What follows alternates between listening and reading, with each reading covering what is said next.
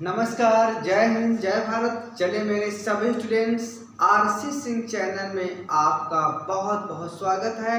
और आज हम फिर एक नया टॉपिक से लेकर आ गए हैं। लेकिन आवर्त सारणी का जो डी ब्लॉक चल रहा था, उस डी ब्लॉक के आयनन विभव के बारे में बात करना है। तो हम पहले आयनन विभव क्या है इसके बारे में ही बता दे रहे हैं। तो आज का जो हमारा टॉपिक्स है वो है आयनन विभव। क्या है? आयनन विभव। तो ध्यान रखिएगा, आयनन विभव को हम और क्या कहते हैं? इसका एक दूसरा नाम है आयनन ऊर्जा। क्या नाम है? आयनन ऊर्जा।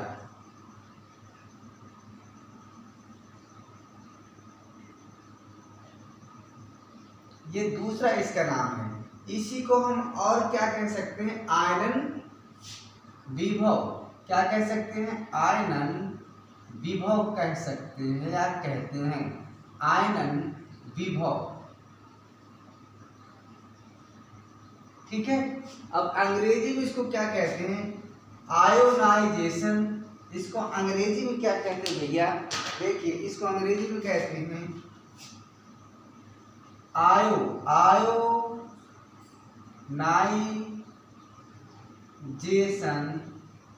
पोटेंशियल। POTENTIAL,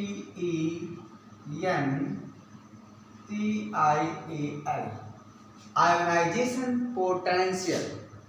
ठीक है। और अगर आप लिख सकते हैं तो क्या कह सकते हैं इसको? आयोनाइजेशन। कुछ भी जो आप कह सकते हैं सब सही है। आयोनाइजेशन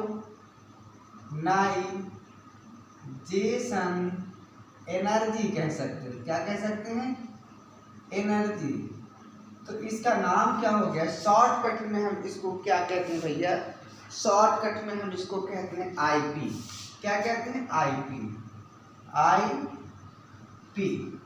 ये हो गया इसकी बात। क्या हो गया? आयनन विभव या आयरन ऊर्जा या आयरन विभव या आयोनाइजेशन पोटेंशियल या आयोनाइजेशन एनर्जी। शॉर्टकट में इसको हम कहते हैं आईपी। अभी आईपी क्या है इस पर हम डिस्कशन करने जा रहे हैं। तो देखिए, जैसे आप सबको पता है कि कोई परमाणु है तो उसमें कोश होता है, उपकोश होता है ना। कोशों की संख्याओं में इलेक्ट्रॉन होते हैं और इलेक्ट्रॉन नाभिक के द्वारा आकर्षित रहते हैं। इलेक्ट्रॉन नाभिक के चारों ओर प्रति कक्षाओं में घूमते रहते हैं। ये तो आपको बेसिक चीज़ मालूम है। अब इलेक्ट्रॉन और नाभिक के बीच आकर्षण क्यों लगता है? क्योंकि क्योंकि नाभिक जो होता है उस पर प्रोटॉन धनात्मक आवेश होता है और जो इलेक्ट्रॉन होता है उस पर ऋणात्मक आवेश होता है। ठीक है। और प्लस और माइनस के बीच क्या होता है? आकर्षण होता है। ये बात आपको समझ में आ रही होगी। अब देखिए, होता क्या है, आपको बताया गया था कि नीचे जाने पर किसी पीरियड में किसी वर्ग में नीचे जाने पर कोशों की संख्या बढ़ती है और बाएं से दाएं जाने पर क्या होता है? परमाणुओं का आकार छोटा होता था। ठीक है। ऊपर से नीचे वर्ग में आने पर कोशों की संख्या बढ़ने से उनका आकार बढ़ता है। ये आपको बताया गया। अब देखिए, आज जो हमारा है, पहले हम आईपी के बारे में जाने को होता क्या है। तो देखिए, सपोज दैट यहाँ पर हम कोई एक एटम ले रहे हैं और उस एटम का यहाँ पर नाभिक है। ये नाभिक है। अब नाभिक के चारों ओर होता क्या है? नाभिक के चारों ओर होता है वृत्तीय कक्षाएं। तो हम यहाँ पर कोशों की संख्या को दर्शा दीजिए। 1 2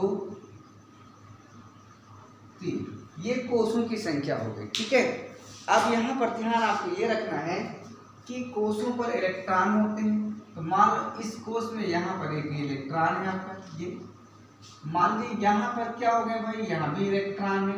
ये हो गए ढेर सारे, इसके अंदर होंगे इलेक्ट्रॉन। एक ये हो गया, एक ये हो गया।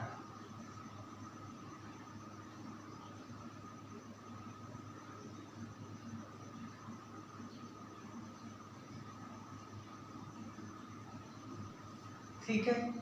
और इसके अंदर भी तो इलेक्ट्रॉन होंगे। चलिए अंदर भी कर देते हैं। अंदर वाले इलेक्ट्रॉनों को हम दो, बोरबरी के नियम होता है ना, बोरबरी के नियम क्या होता है 2n², यानी पहली कक्षा में अगर 1 है, n का मान 1 है तो 2n² का मतलब 2 × 1 का स्क्वायर मतलब 2, दूसरी कक्षा में 8 और लास्ट कक्षा में जो बाहरी कक्षा है उसमें 1 मतलब होता कितना है 18, पर यहाँ हम 1 दर्शाएंगे।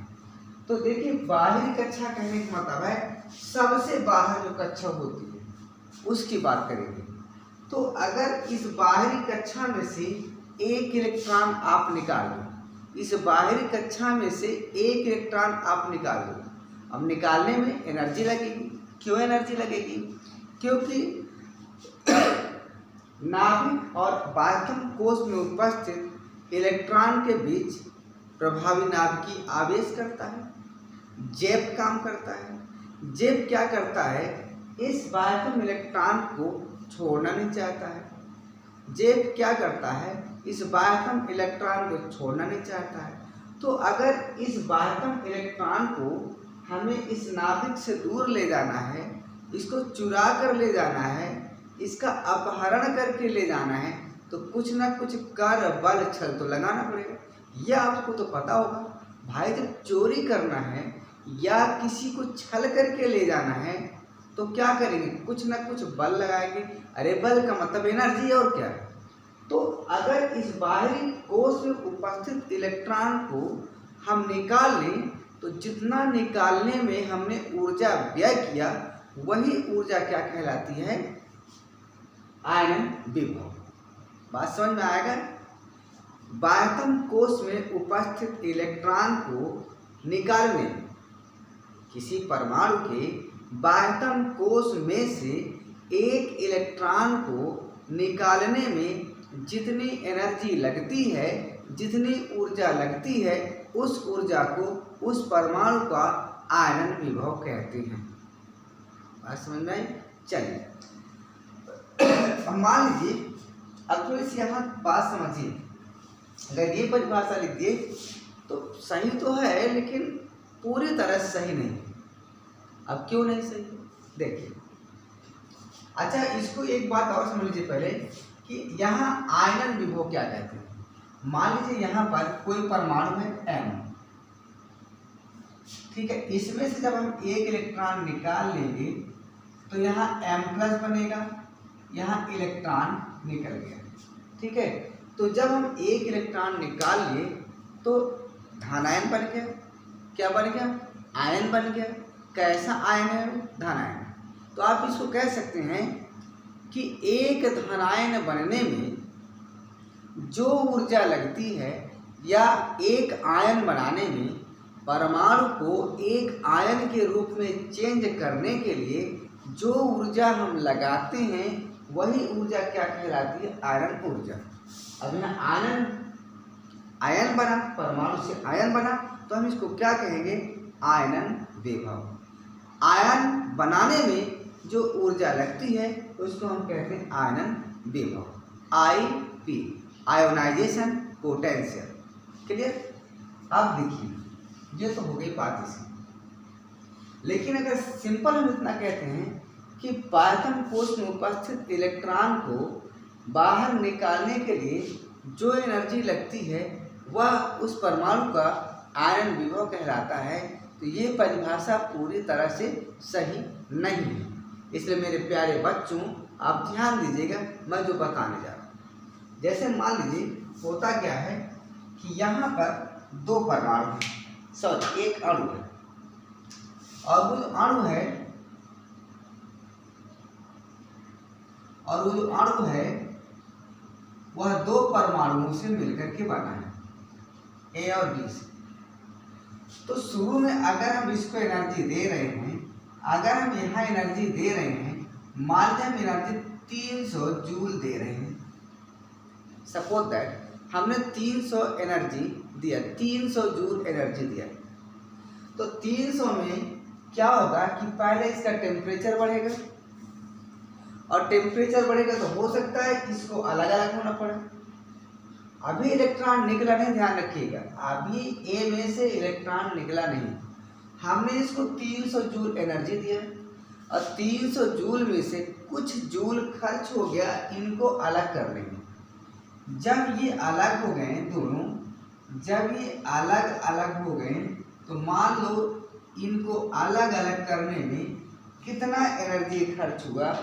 मान लीजिए खर्च हुआ कितना, 50 जूल। कितना खर्च हो गया, 50 जूल खर्च हो गया। ठीक है, अब यहाँ पर देखिए सॉलिड स्टेट में अगर हैं, अगर ये सॉलिड स्टेट में है तो यहाँ से क्या होगा, इसको हम द्रव में चेंज करेंगे पहले। किसमें, लिक्विड में। अब मान लीजिए ये लिक्विड में चेंज हो गया, किसमें चेंज हो गया, द्रव में। तो द्रव में चेंज होने के लिए इसको एनर्जी दी और एनर्जी लग गई 30 जूल। ठीक है, अब जब ये द्रव में चेंज हो गया तो इसको हम चेंज कर रहे हैं किसमें, इसको हम चेंज कर रहे हैं मान लीजिए गैस में। किसमें, गैस में चेंज कर रहे हैं। तो गैस में चेंज होने के लिए मान लीजिए इसको हमने दे दिया एनर्जी कितना, 100 जूल। अब गैस में से आराम से हम इलेक्ट्रॉन निकाल सकते हैं। अब गैस में से आराम से इलेक्ट्रॉन निकाल सकते हैं क्योंकि गैसों की गतिज ऊर्जा बहुत अधिक होती है और गैसों में जो उपस्थित परमाणु हैं वह एक दूसरे को टच भी नहीं करते हैं, इसलिए आसानी से हम निकाल सकते हैं। तो ये गैसीय अवस्था है। यहाँ पर कौन सी अवस्था है, यहाँ पर जो ये अवस्था है गैसीय अवस्था है।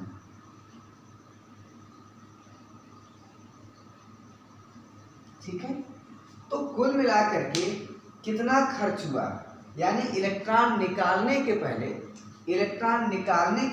कितना एनर्जी खर्च हुआ, यानी गैस अवस्था में आने तक हमने जो एनर्जी दिया था, जितना जूल एनर्जी दिया था, तो गैस अवस्था में आने तक कितना एनर्जी खर्च हो गया। देखिए यहाँ क्या हुआ, कितना हमने यहाँ पर दिया था, 50 जूल दिया था अलग करने का, फिर 30 जूल द्रव के लिए, फिर 100 जूल गैस के लिए। तो कुल कितना था आपके पास, 300 जूल। खर्च कितना हो गया, 50, 150, 180। तो बचा कितना आपके पास, 120 जूल। यही 120 जूल हो गया, यानी वास्तव में हमने कितना दिया इलेक्ट्रॉन को निकालने के लिए, 120 जूल। बाकी 180 जूल खर्च हो गया इस परमाणु को आने के लिए गैस अवस्था में।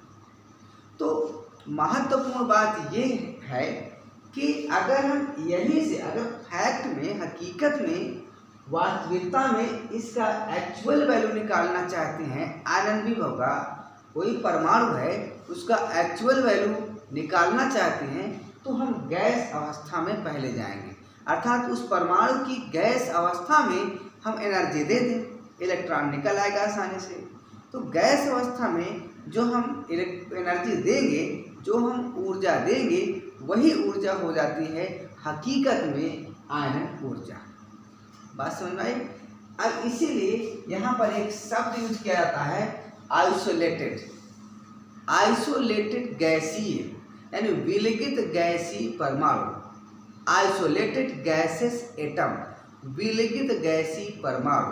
यहाँ इस शब्द को जोड़ना है, किस शब्द को, विलगित गैसीय परमाणु। विलगित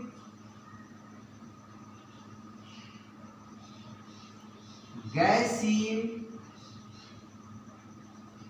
परमाणु, ये शब्द यहाँ पर जोड़ेंगे और फिर परिभाषा देंगे तो हमारी परिभाषा 100% सही होगी। अब पूरे में पूरे मार्क्स आपको मिलेंगे। तो मेरे प्यारे बच्चों, बड़े आराम से चीज़ों को पढ़ा करें, जल्दीबाजी पढ़ने की आवश्यकता आपको नहीं है। और आप पढ़ रहे हैं आरसी सिंह चैनल से, इसलिए आप बिल्कुल निराश मत होइएगा। पूरा टॉपिक्स हम आपको ख़त्म कर रहे हैं, एक एक टॉपिक्स 2024 और 25 की तैयारी करवा रहे हैं। ठीक है, चलिए तो इसकी परिभाषा हम क्या देंगे, देखिए परिभाषा देंगे क्या, कहाँ से लिखिए, यहीं से लिखते हैं। चलिए मैं एक बार चेक कर लूँ क्या ये पूरा आपको लिखा हुआ मैटर दिखाई दे रहा है या नहीं। जी दिखाई दे रहा है, ठीक है। चलिए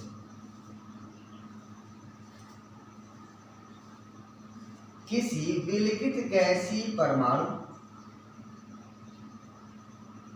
देख रहे हो क्या लिख रहे हैं,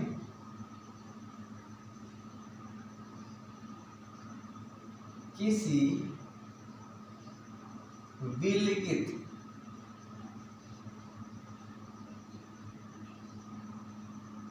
गैसीय परमाणु,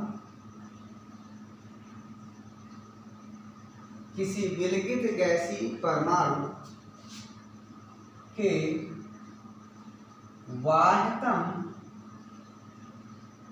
कोश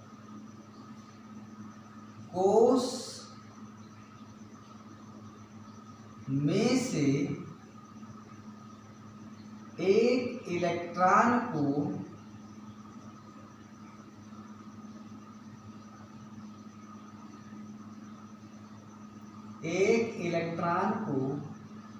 बाहर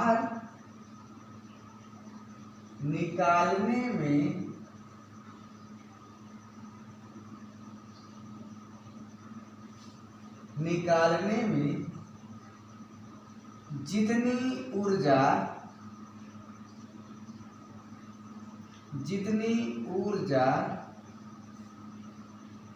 व्यय होती है,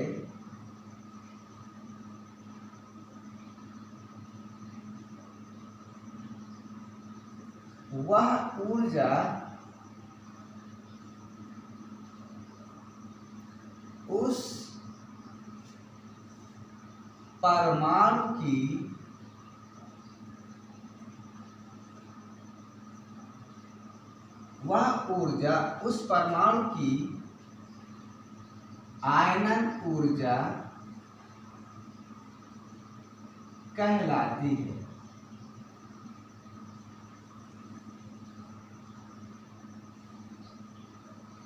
ठीक है, ये इसकी परिभाषा हो गया। किसी विलिखित गैसीय परमाणु के बाह्यतम कोश में से एक इलेक्ट्रॉन को बाहर निकालने के लिए जितनी ऊर्जा व्यय होती है, वह ऊर्जा उस परमाणु की आयनन ऊर्जा कहलाती है। चलिए, आपको परिभाषा तो समझ में आ गई होगी। हम चेक कर रहे थे क्या अक्षर दिखाई दे रहा है या नहीं, क्योंकि बच्चों की प्रॉब्लम्स है कि अक्षर समझ में नहीं आता है। 1 मिनट। ठीक है, तो ये हो गया आपका, क्या हो गया, किसी विलिखित गैसीय परमाणु के बाह्यतम कोश में से एक इलेक्ट्रॉन को बाहर निकालने में जितनी ऊर्जा व्यय होती है, वह ऊर्जा उस परमाणु की आयनन ऊर्जा कहलाती है। अब यहाँ देखिए, नोट करिए कुछ पॉइंट, बहुत इंपॉर्टेंट है ये पॉइंट। पॉइंट क्या है, जैसे मान लीजिए कोई परमाणु है आपके पास, और उस परमाणु में से कुछ आप क्या कर रहे हैं, देखिए, मान लीजिए यहाँ पर कोई आपका परमाणु है, जब इसमें से एक इलेक्ट्रॉन निकालें तो ये प्लस में बदल गया है, यहाँ इलेक्ट्रॉन है। ठीक है, तो कुछ यहाँ एनर्जी निकल सकती है, जो ऊर्जा लगेगी वही तो, अर्थात डेल्टा एच। ठीक है, अब देखिए, ये जितना, यही ऊर्जा परिवर्तन है, क्या ये ऊर्जा परिवर्तन, और इसी ऊर्जा परिवर्तन को क्या कहते हैं, आयनन तीव्रता। अब देखिए, ध्यान रखिएगा, इसमें 2 पॉइंट यहाँ पर है। क्या क्या पॉइंट है? पॉइंट ए, यदि ऊर्जा बाहर निकल रही है, इस कार्य को करते समय यदि ऊर्जा बाहर निकल रही है, यदि ऊर्जा बाहर निकल रही है, तो जो डेल्टा एच है ना भैया, वो माइनस में हो जाएगा। तो जो डेल्टा एच है वो हो जाएगा माइनस में। ठीक है, यदि आयनन विभव के समय जितना ऊर्जा परिवर्तन हुआ, उसमें से ऊर्जा अगर बाहर निकल रही है, तो जो डेल्टा एच है उसकी वैल्यू होती है माइनस। अर्थात और ये अभिक्रिया जो हो रही है, जो एनर्जी निकल रही है, तो उसको हम कहेंगे ऊष्माक्षेपी। क्या कहेंगे? ऊष्माक्षेपी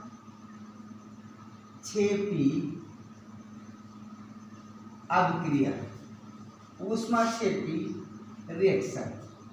ठीक है, अंग्रेजी में क्या कहते हैं? क्या कहते हैं मुझे? Exothermic reaction. क्या कहते हैं? Exothermic reaction. और यदि सेकंड बात देखिए, यदि ऊर्जा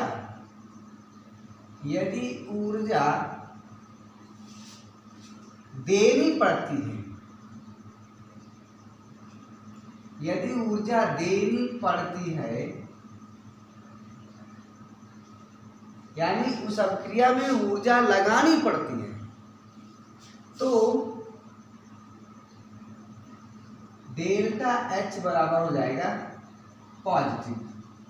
और ये जो अभिक्रिया हो रही है उसको कहते हैं ऊष्माशोषी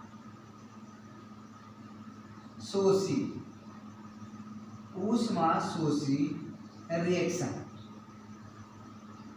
एंडोथर्मिक रिएक्शन। क्या कहेंगे? एंडोथर्मिक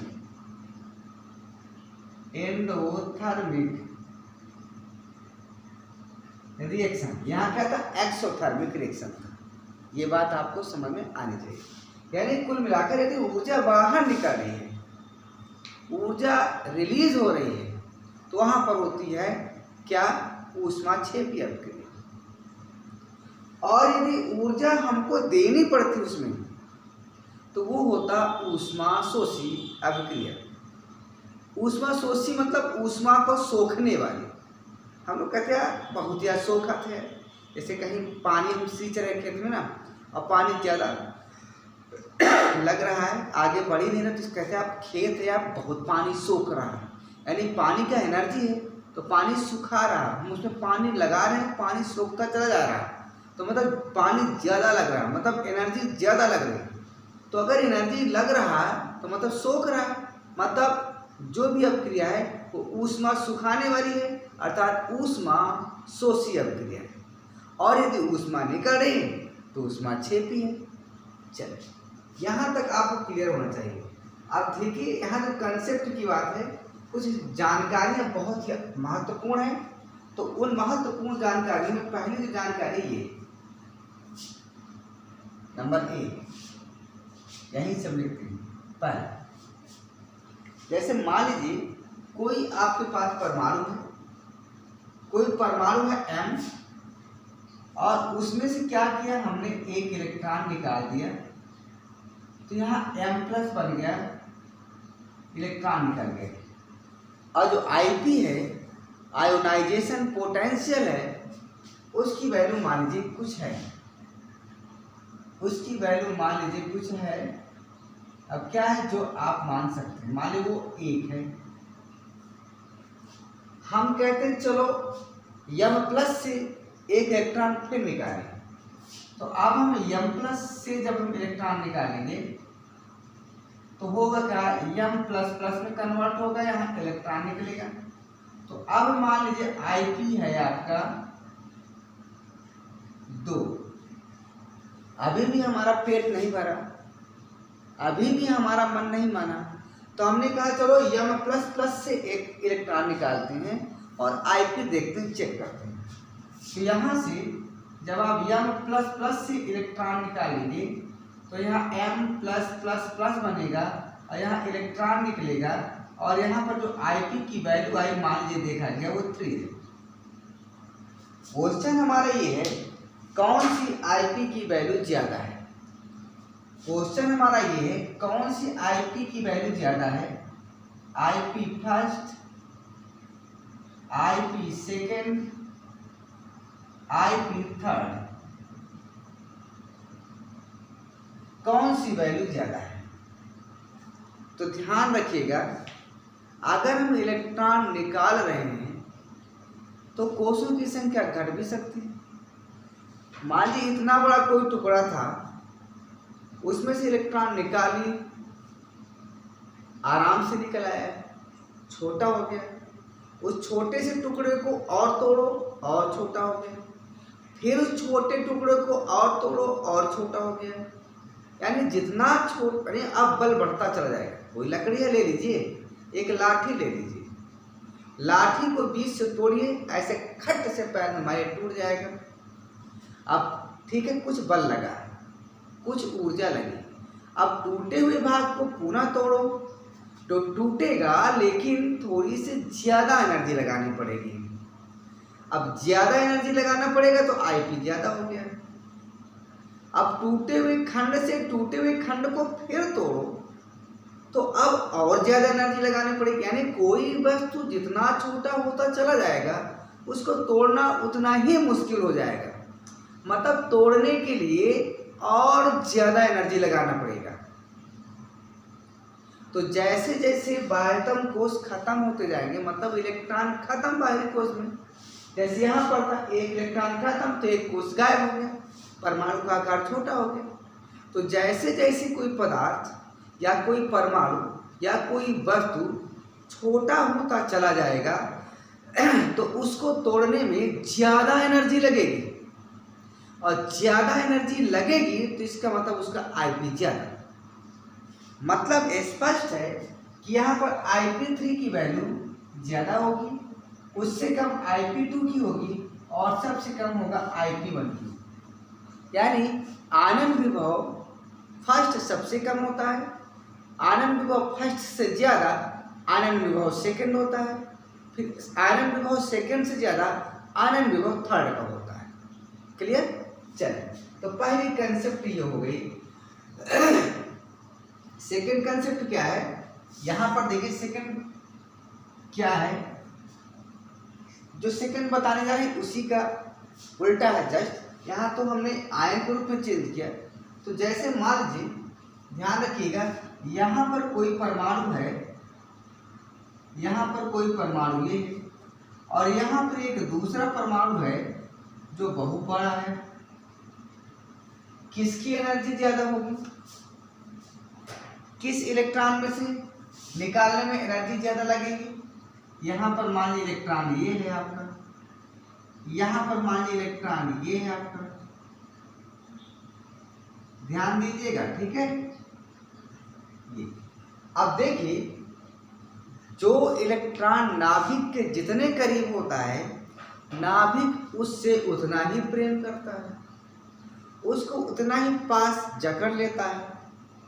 जैसे आप किसी के नज़दीक बहुत हैं तो इसका मतलब उसके नज़दीक इसीलिए हैं आप कि वह आपसे बहुत प्यार करता है, आपको बहुत पसंद करता है, आपको बहुत लाइक करता है, तब तो आपको पकड़ कर चल रहा है। यानी यहाँ इलेक्ट्रॉन को निकालना टेढ़ी कील है, यहाँ इलेक्ट्रॉन को निकालने में बहुत मशक्कत करना पड़ेगा।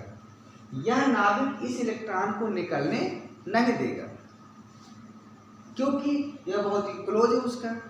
जो क्लोज फ्रेंड होते हैं हमारे स्कूल में, जब पढ़ाते हैं ना, तो क्या होता है कॉलेजों में कि कुछ सहेलियां बहुत क्लोज होती हैं। अब क्लोज सहेली या दोस्त आपस में पंचायतें बहुत करती हैं, तो उनको चाहे जितना मना करो, उनको चाहे जितना मना करो कि बात ना करो, लेकिन फिर भी बात करेंगे। लेकिन अगर उनको कह दें कि अलग अलग बैठ जाओ, तो कुछ देर के लिए वो अलग, पहले तो अलग होंगी नहीं, अरे सर जी प्लीज़ रहने दो, मेरी सहेली है, ना हटाओ। मतलब वहाँ से हटाना में बहुत एनर्जी लगनी पड़ती है, फिर किसी तरह एनर्जी लगाकर हटा दिया जाता है। कहने का मतलब है उनको अलग करने में बहुत ज़्यादा ताकत लगानी पड़ती है, बहुत ज़्यादा एनर्जी लगानी पड़ती है। तो जो जितना जिसके करीब होता है, यहाँ पर जो इलेक्ट्रॉन है वो इस नाभिक के ज़्यादा करीब है, तो ये नाभिक इस इलेक्ट्रॉन को ज़्यादा अट्रैक्ट किया हुआ है, अर्थात यहाँ से इलेक्ट्रॉन को निकालने में ज़्यादा ऊर्जा लगेगी। जबकि यहाँ पर ये नाभिक से दूर इलेक्ट्रॉन बहुत दूर है, तो दूर से ताक रहा है ऐसे। अब क्या करें, ताक ही सकता है और तो कुछ कर नहीं सकता है। अब उसको लेकर कोई दूसरा चला गया तो आराम से चला जाएगा भाई, वो दूर से तो देखता रह गया, जा ही नहीं रहा, उससे कुछ कह ही नहीं रहा। तो कहने का मतलब है यह इलेक्ट्रॉन दूर है नाभिक से, इसलिए नाभिक इस पर ज़्यादा अट्रैक्ट यानी प्रभावी नाभ की आवेश ज़्यादा यहाँ पर नहीं होता, जबकि यहाँ पर प्रभावी नाभ की आवेश ज़्यादा है। अर्थात यहाँ से इलेक्ट्रॉन को निकालने में ज़्यादा एनर्जी लगेगी, यहाँ से इलेक्ट्रॉन को निकालने में कम एनर्जी लगेगी। अर्थात यहाँ आयन विभव का मान ज़्यादा होगा, यहाँ आयन विभव का मान कम होगा। मतलब यदि परमाणु का आकार बड़ा है तो आयन विभव कम। तो यहाँ लिख सकते हैं आप, क्या लिख सकते हैं, नोट कर लीजिएगा। आयनन विभव प्रोपोर्शनल होता है 1/, आकार।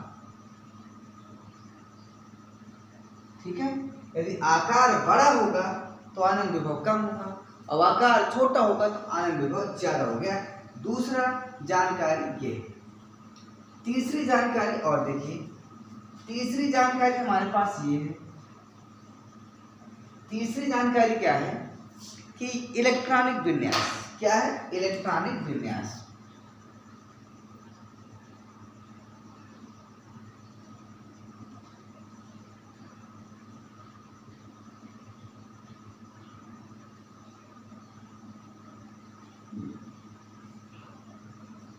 देखिए, ऐसे परमाणु जो पूर्ण भरित हों या अर्धभरित हों, यानी उनका उपकोष पूर्ण भरित हो या अर्धभरित हो, तो वो अपने इलेक्ट्रॉन आसानी से नहीं देते, बहुत नाटक करते कि नहीं भाई मैं नहीं दूंगा, मेरा सब सही है।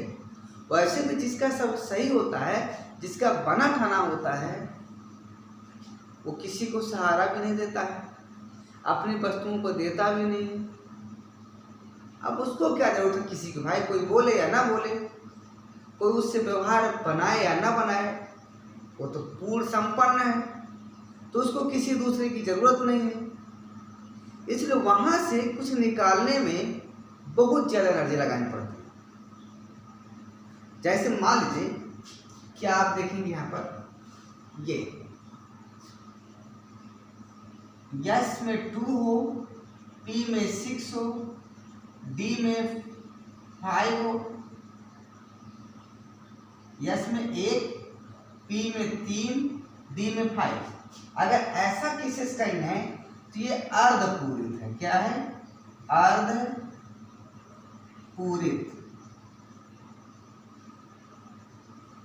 तो मैं चेक कर लूँ, यहाँ दिखाई दे रहा है उसके बाद बस बने रहिए वीडियो में, आप परेशान मत होइए। मैं बार बार इसलिए चेक करता हूँ कि आपको कोई प्रॉब्लम ना हो। देखिए थोड़ी सी प्रॉब्लम हुई, मैं उसी को देख रहा था। हाँ चलिए, दिखाई दे रहा, सेट है, सब सही है। तो हम ये कह रहे थे कि यदि इलेक्ट्रॉनिक विन्यास इस प्रकार हो, यस में मैक्सिमम 2 होते हैं, 1 भरा हो, पी में मैक्सिमम 6 हो सकते हैं, 3 भरे हैं, डी में मैक्सिमम 10 होते हैं, 5 भरे हैं, तो इस प्रकार है अर्धपूरित है। और देख लीजिए, मान लीजिए इस प्रकार है, किस प्रकार, यस में 2, पी में 6 और डी में 10, तो ये पूर्ण भारित है, ये है पूर्ण भारित।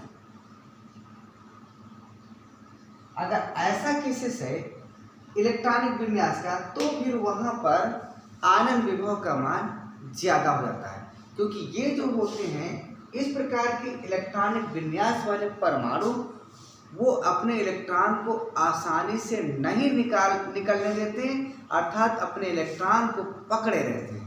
इसलिए ऐसे केसेस में आपको क्या होगा, Ip का मान ज़्यादा हो जाता है, बढ़ जाता है। ठीक है, मुझे ऐसा लग रहा है कि आपको ये समझ में आ रहा होगा। और चौथे केसेस और देखिए, एक केस और देख लीजिए। अब इसको हम कहाँ बता दें, हम क्या यहीं पर बता दें? चलो यहाँ दें, क्या ठीक है, हम यहाँ बताते हैं।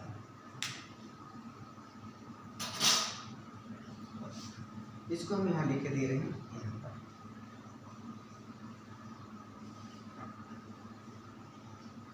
देखिए, जो अगर ये पूछा जाए कि किस उपकोष में आयनन विभव का मान ज्यादा होता है, तो देखिए वह उपकोष जो नाभिक के समीप होता है, वह ज्यादा नाभिकीय आवेश से नाभिक से बंधा रहता है, इसलिए वहाँ पर उपस्थित इलेक्ट्रॉनों का जो आईपी होता है वो ज़्यादा होता है। उसके बाद एस के बाद कौन नज़दीक है? पी। पी के बाद कौन नज़दीक है? डी। और डी के बाद कौन नज़दीक है? एफ। यानी सबसे दूर कौन है? एफ उपकोष। सबसे नज़दीक कौन है? यस उपकोष। तो यस उपकोष का आनंद विभव का मान ज़्यादा होता है, अर्थात जो आईपी की वैल्यू है वो किस क्रम में है? वो है सबसे ज़्यादा एस का, फिर उसके बाद पी का, फिर उसके बाद डी का, फिर उसके बाद एफ का। एफ का आयोनाइजेशन पोटेंशियल आनंद विभव मान एफ ब्लॉक का सबसे कम होता है और यस ब्लॉक का आनंद विभव मान सबसे ज़्यादा होती है। क्लियर? अब अगर यहाँ तक आपको क्लियर हो गया हो तो हम चलते हैं आवर्त सारणी में किस प्रकार घटता है और किस प्रकार बढ़ता है। इतना स्क्रीनशॉट ले लीजिए, उसके बाद चलते हैं।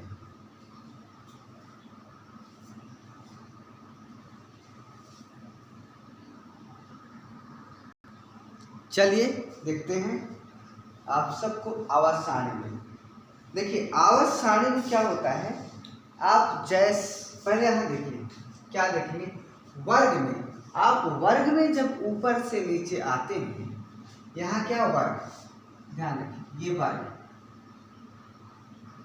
जब वर्ग की बात होती है तो वर्ग में जब ऊपर से नीचे आते हैं तो कोषों की संख्या बढ़ती है। क्या होता है? कोषों की संख्या बढ़ती है। अब कोषों की देखिए, कोषों की संख्या बढ़ती है, कोषों की संख्या बढ़ती है। अब कोषों की संख्या बढ़ती है तो जेब का मान कम होता है, जेब का मान कम होता है। अब जेब क्या है आप पिछले वीडियो में जाकर के देख सकते हैं, सब बताया गया है। अब डायरेक्टली यहाँ देखोगे तो कुछ प्रॉब्लम्स हो सकती है।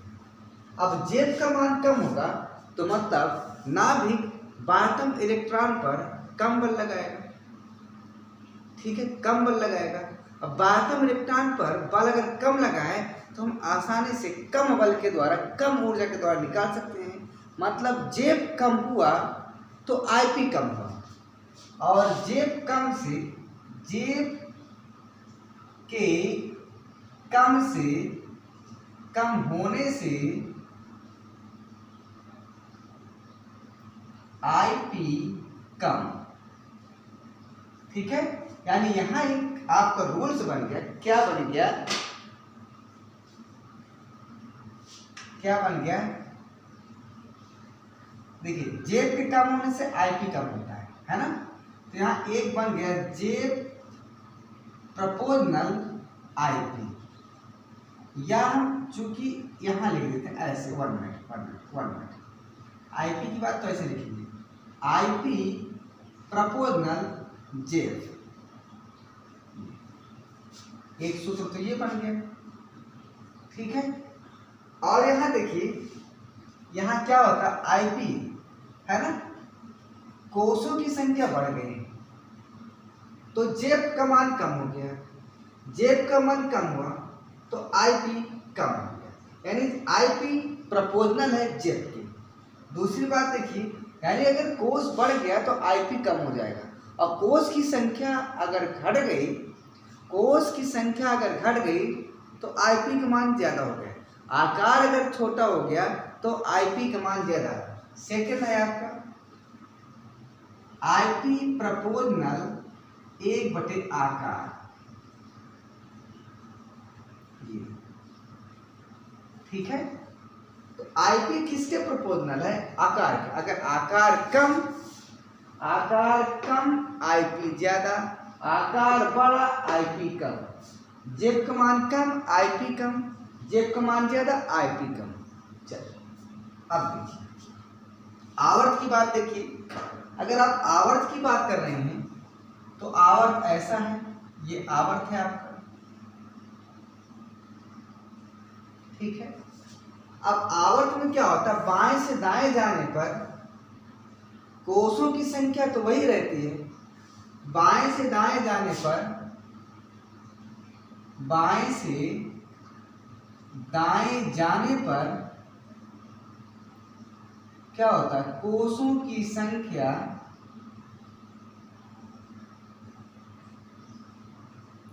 अपरिवर्तित अपरिवर्तित होती है और प्रोटॉनों की संख्या बढ़ती है। प्रोटॉनों की संख्या बढ़ने से तो क्या हो जाएगा, इसलिए प्रोटॉनों की संख्या में वृद्धि, प्रोटॉनों की संख्या में वृद्धि, प्रोटॉनों की संख्या में वृद्धि से जेफ में वृद्धि, और जेफ में वृद्धि से क्या होगा, आईपी ज्यादा। यानी अगर बाएं से दाएं जाएंगे तो आईपी का मान ज्यादा होगा, बस ये कहने का मतलब। बाएं से दाएं जाने पर आईपी का मान ज्यादा होता है। किसी भी आवर्त में बाएं से दाएं जाएंगे तो आईपी का मान ज्यादा होगा, और ऊपर से नीचे आएंगे तो आईपी का मान कम होगा, बस ये क्लियर। अब इतना अगर आपको समझ में आ गया तो हम देखना चाहते आवर्त सारणी में, हम देखना चाहते आवर्त सारणी में किसका ज्यादा है किसका कम है। तो यहाँ देखिए फर्स्ट केस में क्या देखेंगे, हम पहले ही आवर्त में देखेंगे हाइड्रोजन और हीलियम के केस में देखेंगे। तो देखिए यहाँ पर क्या है, यहाँ पर इलेक्ट्रॉनिक विन्यास फर्स्ट S1 है, यहाँ इलेक्ट्रॉनिक विन्यास 2s2 है, सॉरी 1s2 है। यहाँ पर अर्धपूरित भरा है, यहाँ पर पूर्णित है, इसका s ऑर्बिटल पूरी तरह से भरा है, इसलिए यह बहुत ही ज्यादा अस्थायी है हाइड्रोजन की अपेक्षा। अर्थात अस्थायी होने के कारण यह हीलियम अपने इलेक्ट्रॉन को आसानी से नहीं छोड़ता है, और इसके इलेक्ट्रॉन को निकालने के लिए ज़्यादा एनर्जी लगेगी, और ज़्यादा एनर्जी लगेगी तो आईपी का मान ज़्यादा होगा हाइड्रोजन की तुलना में हीलियम का। तो यहाँ पर आप कर सकते हैं ये, ठीक है। अब इसके बाद हम देखते हैं दूसरा, किसका देखते हैं। हाँ, एक चीज ध्यान रखिएगा, दूसरा क्या है, बस 1 मिनट थोड़ी स्पीड बढ़ाना पड़ेगा क्योंकि टाइम ज़्यादा हो रहा है। लिथियम से देखिए, lithium, beryllium, boron, carbon, nitrogen, oxygen, fluorine, neon, ये हमको देखना है। होना चाहिए ये, होना चाहिए ये, कैसे, ये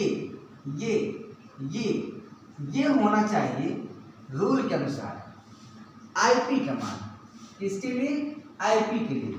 लेकिन क्या ऐसा होता है, तो चलो इलेक्ट्रॉनिक विन्यास पर निकालते हैं। इसका इलेक्ट्रॉनिक विन्यास का हाइड्रोजन, हीलियम, लिथियम ये हो जाएगा, क्या हो जाएगा, फर्स्ट S2 2s1, ठीक है, 2s1 हो जाएगा क्योंकि लिथियम का परमाणु क्रमांक होता है 3, ठीक है।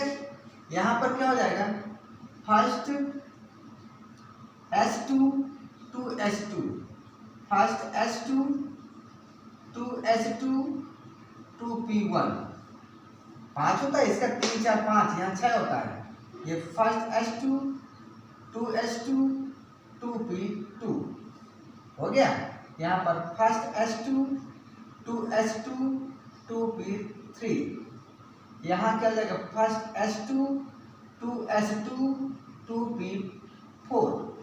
यहाँ देखिए फर्स्ट S2 2s2 2p5, यहाँ देखिए फर्स्ट S2 2s2 2p6,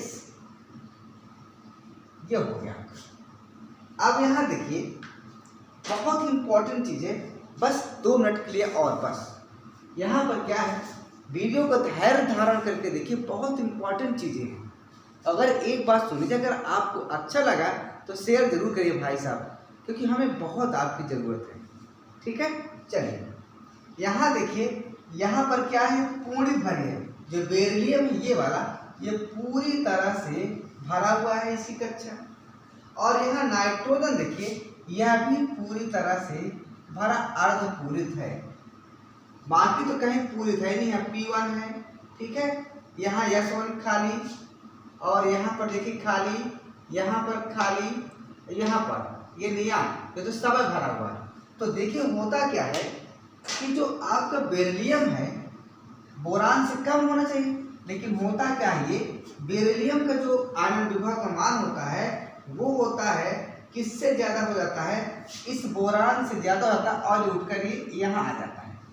इसी प्रकार नाइट्रोजन का ऑक्सीजन से कम होना चाहिए, लेकिन नाइट्रोजन का ऑक्सीजन से ज़्यादा हो जाता है यहाँ पर। अर्थात जो इसका क्रम वो ऐसा है, लिथियम, इससे ज़्यादा फिर बोरान का, फिर इससे ज़्यादा बेरिलियम का, फिर इससे ज़्यादा कार्बन का, फिर इससे ज़्यादा किसका, इससे ज़्यादा ऑक्सीजन का, फिर इससे ज़्यादा नाइट्रोजन का, फिर फ्लोरीन का, फिर नियॉन का।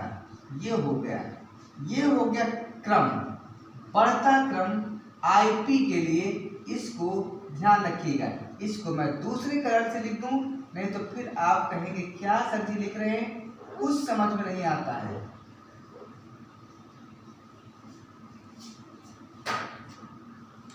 ये हो गया आयनन विभव का बढ़ता क्रम आईपी। क्लियर? तो आज का वीडियो यहीं तक। कल हम आयनन विभव से संबंधित एक महत्वपूर्ण सवाल बताएंगे, तो उस वीडियो को देखना मत भूलिएगा। और आज जो भी हमने बताया है बहुत अच्छे से समझाने की कोशिश किया है, बस डिपेंड करता है आप पर कि आप इसको किस प्रकार पढ़ें, किस प्रकार देखें, किस प्रकार समझें। मेहनत करिए, 2024-25 देखते ही देखते आ जाएगी परीक्षा खोपड़ी पर। शुभ रात्रि, जय हिंद, जय भारत।